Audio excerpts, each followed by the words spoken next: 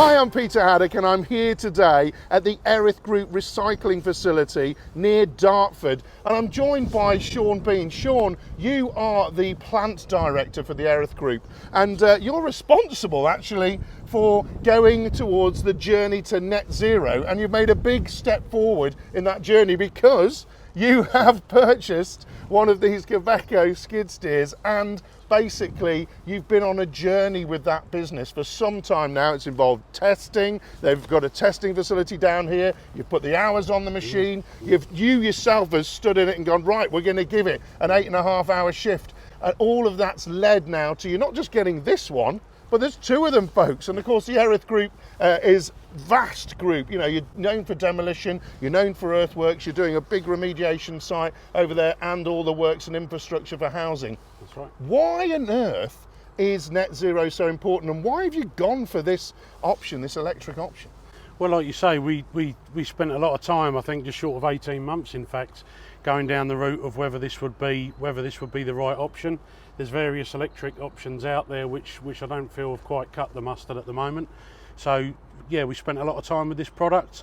What with the carbon neutral we're all aiming for now, and the emissions, to get the emissions down as much as we can, this seemed to be the right tool for the job at the moment. It's the only one I can see that's gonna do what we need to do. Yeah, and I think what's really important with this, Shaun, is that you've done the work, and also, yes, you've got the telemetry data that the Kovaco team have put together since this unit has been in operation. That's right, and yeah. All of that is important to you because you're telling me earlier that you've actually gone full on with the telemetry to look at all of the idle times, usage, fuel burn of your whole fleet, haven't you? Yes, oh definitely, yeah. We very much rely on telemetry in order for operators, to see where the disciplines are there and any future training.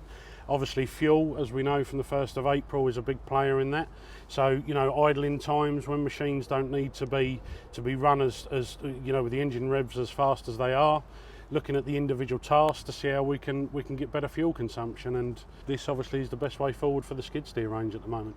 So the team have been using diesel skid steers, and now you've got two of these. You actually already put them into demolition applications. But of course, folks, one of the things that Shaun had to deal with at the start was, hey, we're going to take one of these skid steers up to the top of a high-rise building. Yeah. How are we going to charge it up? Now, Shaun, that was one of the critical things, and you talked to me earlier about the fact that you strip out all of the utilities, all of the three-phase and everything like that, but obviously you have to put lighting and stuff, so 110 volts is what you use to do that. And of course, now, it's what you use to charge this up as well, exactly, isn't it? Exactly. Yeah, we spent quite a bit of time on that because that was key for us.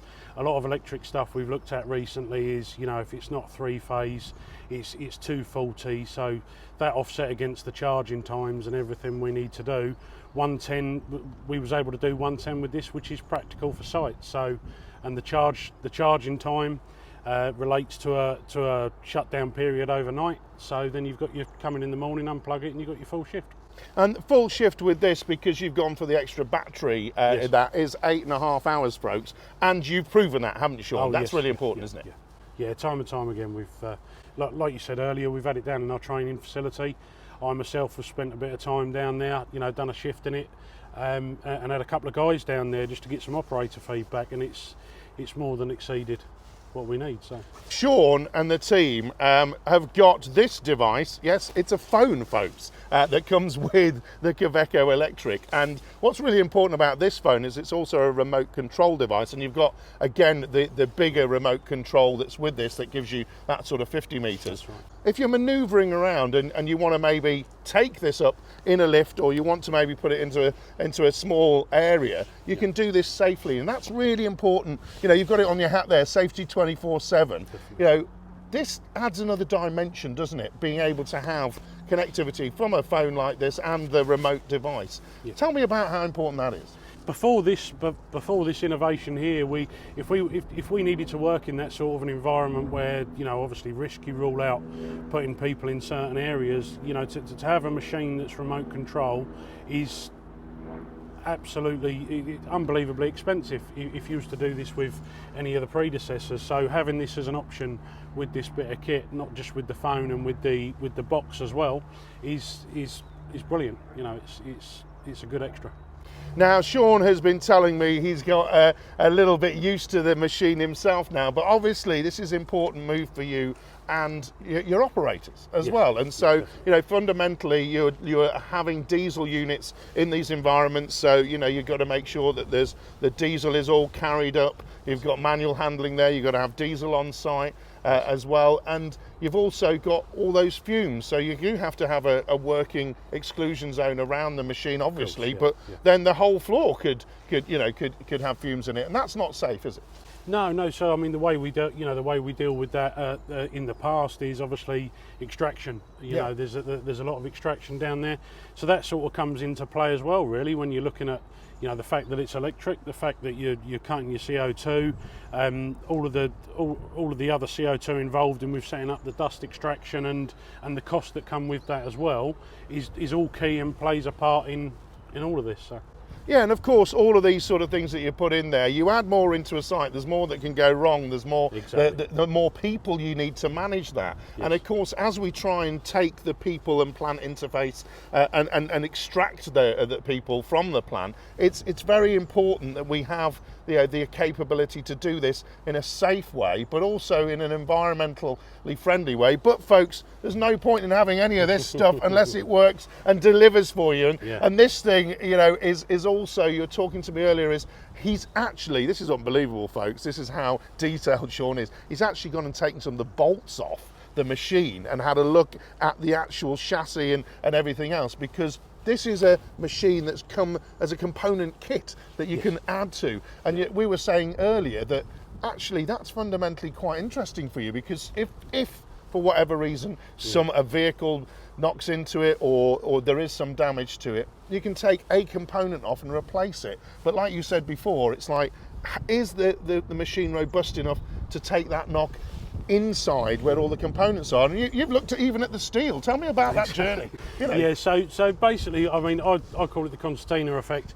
Basically, we've had stuff before which has been promoted to us that's, you know, it's bolt on, it's a quick fix, doesn't involve any cutting, welding or burning. So, you know, our parts, take one piece off, bolt it on.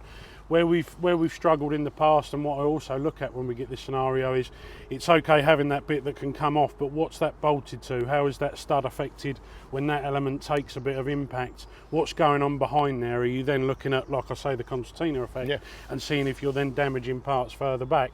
So yeah, we've really pulled this thing apart, and believe we shouldn't be able to do, touch wood, anything to it that we shouldn't. Fantastic. And of course that is fundamental if you're going to keep moving, because at the end of the day you're only as good as the equipment working, aren't you? And you've already, again folks, this is how far ahead Shaun thinks. You've already got your plant operator and fitter that goes around your sites every week where this will be used up to speed with all of the maintenance. One filter, and you know, putting that distilled water back into the battery when it's fully charged, doesn't it? Yeah, definitely.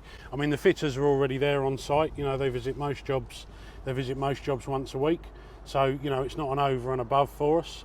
While they're there, they check over the machine, top up the distilled water, and keep an eye on the hydraulic levels. So there you go. It is about thinking in a holistic way, like Shaun has done. You know that you're doing a lot for the environment here. You know that it's practical and it can work in harsh environments like demolition. You can take out people, you can take out costs, you can take out fuel spills, the environmental impacts of that. You can take out heavy lifting of canisters that are going right up to the top, and it can do the job of tipping all that muck, as you said to me, normally folks, down the shaft that used to be where the lift is. Safest way to do that, and do that quickly and effectively, all plugged in overnight. Brilliant, isn't it? Exactly. Yeah, exactly. Well, Shaun, it's great to talk to you today. Thanks very much for sharing your experiences, and thanks for going to that depth to actually test it out for the rest of the industry. I think it's really important. Cheers. No problem.